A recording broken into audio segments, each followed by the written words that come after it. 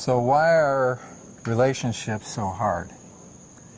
Why is it that so many people have relationship problems, and that for relationships to really endure and to last over time, it just seems to be so hard, and so many people are unable to do it?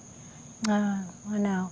Well, you know, we were talking a little bit today about how we're brought up, our childhood, and how we're conditioned, and how our conditioning kind of, you know, we get together. Your conditioning is very different from my conditioning. We both have our different hang-ups, and we almost like relive our childhood in a way. It's like we want the nurturing, the attention, we want the validation, whatever we may want that we didn't get as a child is still hanging with us in our marriage. So I'm expecting you to give that to me. You know, I mean, I don't realize this consciously, of course, but I think that bottom line, that's what I'm doing, is I'm expecting you to give me the validation, the nurturing, whatever I didn't get from my family, usually it's the mother or the father, but usually it's the mother.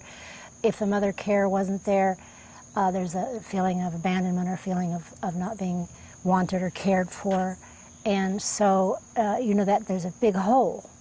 So then you meet somebody and, you know, you fall in love, and, you know, in the beginning, and there's this huge rush of passion, and my gosh, you can't live without one another.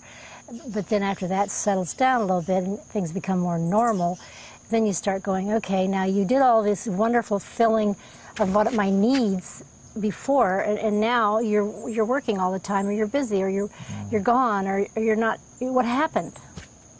Yeah. Well, they say love is blind.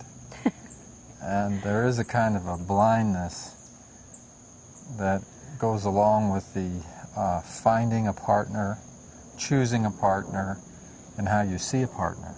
Because if you have a need, and like you were saying, everybody has these needs that are unconscious, that you have conscious needs and unconscious needs, and some of the unconscious needs go way back to childhood, go way back to the things that weren't fed in you, that weren't complete in you, that you needed when you were younger and you couldn't seem to get anywhere from anyone else. And so you've got that, and then you've got all your conscious needs and wants as you try to envision who the right mate would be, or the right person for a really meaningful relationship.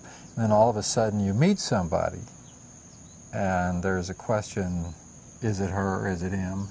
You know, is this the one? No. Is this my soulmate? Is this the person that I've been looking for? And so, of course, you want it to be, because back in the back of your mind, there's this sense that maybe this person doesn't exist. Maybe there is no such person. Maybe I have to just accept whatever I can get. But then in the forefront of your mind is, I'm really hoping to find the perfect person. I think what seems to happen a lot of times in relationships is that you enter into a relationship with somebody, and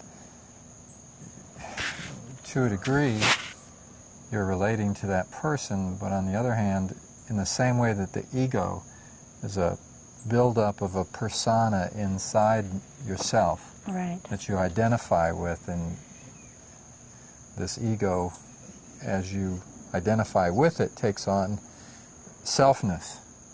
And so the more you identify with ego, the more all of this stuff inside can sort of come together and just act out in whatever way it wants. And we often talk about finding a truer sense of self and being able to separate all of that stuff and to get past the ego into some really sense of who you are. I think in the same way, there is the person that you're entering into a relationship with. There is who they really are. And then there's also the way you've personified them. Right. There's the character that you've built up in your head that you think is them. Yeah. And often, when we say love is blind, you know, you have a picture that's unrealistic of this person. And that's who you marry, or that's who you move in with. is It's true. is a person you've created in your head. It's kind of like a Hollywood movie that's based on a true story, but if you were really there, you'd see how Hollywoodized it is. It's not really the true story at all. And so this person, in terms of who it is you're marrying and entering into a relationship with, is not, you don't really have it clearly. So then as you spend time together and you live together, they start acting like they do, whatever that is, through ego or through whatever it is, but they're just manifesting whatever they manifest. Right. And all of a sudden you're not so happy with that, because it's not what you expected, it's not what you wanted, it's not who you thought they were, and now there's inconsistencies.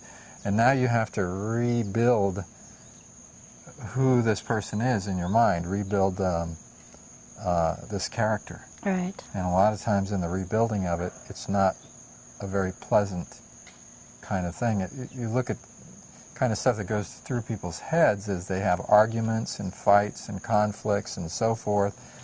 They start to turn the other person into the enemy. Yeah. They start to personify some kind of a negative. So now all of a sudden they're projecting. They say, why did you do this? I can't believe you did that. They start to project again another character on this person. Right, and what's so sad about all this really is that I think we all want to be accepted for who we are. I think once we get married and all the stuff falls away and we're just really closer to who we really are in most cases. You know, we're slobs or we're not very tidy around the house, or we have these bad habits or whatever, but it's kind of closer to just me, who I am. And then when I find out that you don't even really like who I am now and you want to change me, I'm not talking about you, but I'm saying, you know, an individual wants to change their partner because they don't like they found out who their partner is now, so they don't really like that person. So now they set about trying to change them.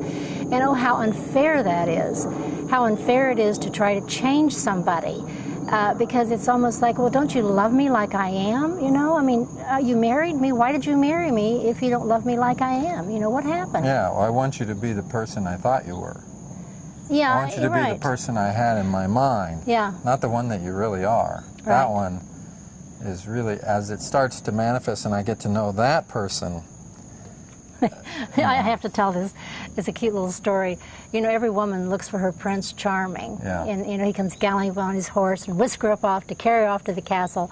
A lot of women feel this way from the Cinderella stories. But nobody tells this girl that she's going to have to clean up after his horse.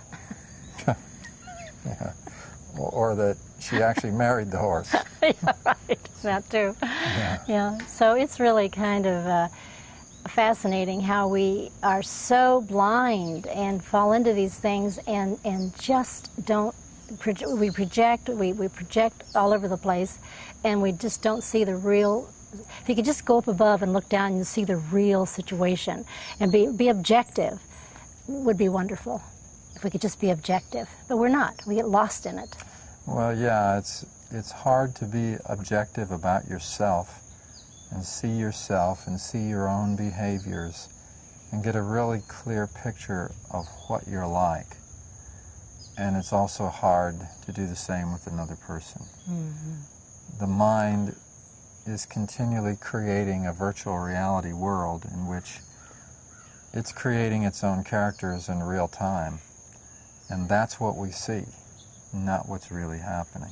It's almost dreamlike, isn't it? It's almost like when we dream, we create our characters spontaneously. And we don't realize it. But in our waking dream, we create our characters as well in many ways. Yeah.